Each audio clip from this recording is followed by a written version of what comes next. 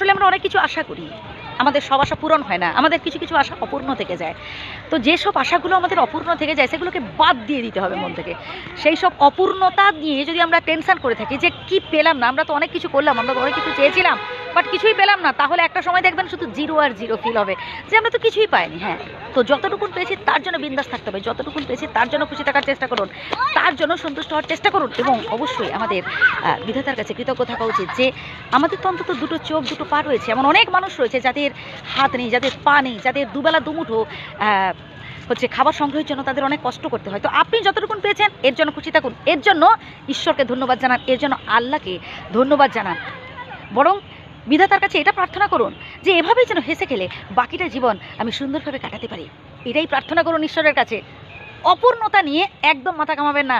যেটা পাননি সেটা নিয়ে কখনো কান্নাকাটি করবেন না, সেটা নিয়ে কখনো দুঃখ করবেন না, সেটা নিয়ে কখনো আফসোস করবেন না। যেটা পেয়েছেন সেটাই ভাবুন না আপনার কাছে অনেক, তাতেই বিন্দাস থাকার চেষ্টা করুন, তাতেই খুশি থাকার চেষ্টা করুন। আর হ্যাঁ, আরেকটা কথা বলছি, সবসময় চেষ্টা করবেন সৎ পথে চলা, সবসময় চেষ্টা করবেন ভালো কাজ করার।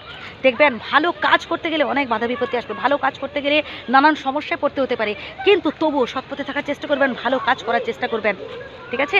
আর আরেকটা কথা বলবো, কর্মই হচ্ছে আমাদের জীবন। আমাদের কর্ম করে যেতে হবে, আমরা যে কদিন বাঁচবো আমাদের কর্ম করে যেতে হবে।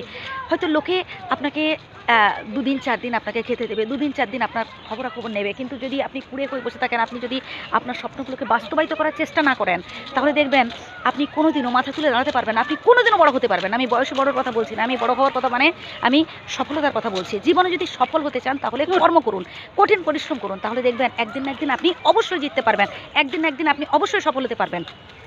টার্গেট ঠিক রাখতে হবে বস, লক্ষ্যটাকে স্থির রাখতে হবে। আপনি যদি চঞ্চল মাইন্ডেড হয়ে থাকেন, মানে আজ একটা কাজ ধরলেন আবার ছেড়ে দিলেন, আবার একটা কাজ ধরলেন, এভাবে যদি আপনি লাফান, তাহলে একটা সময় দেখবেন আপনার বয়সও গড়ে যাবে।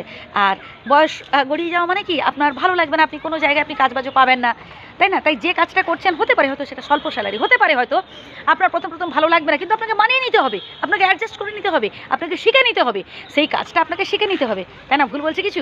আর অবশ্যই কমেন্ট করে জানান কেমন লাগছে। আমি যে জায়গাটা এসেছি ভীষণ ভালো লাগছে না, আর আমি এখানে এসেছি আপনাদের সাথে ভিডিও শেয়ার করবো না তাকে হয়? তাই আবারও বলছি, কর্ম করে যান, কর্মই মানুষের জীবন, কর্ম করে যান, কঠিন পরিশ্রম করুন। হ্যাঁ বন্ধু, যতদিন না আপনি আপনার লক্ষ্যে পৌঁছতে পারছেন, যতদিন না আপনি সফল হতে পারছেন, আপনাকে কঠিন পরিশ্রম করে যেতে হবে, লক্ষ্য স্থির রাখতে হবে। আপনি একদিন না একদিন জিতবেনই জিতবেন, কেউ আপনাকে হারাতে পারবে না।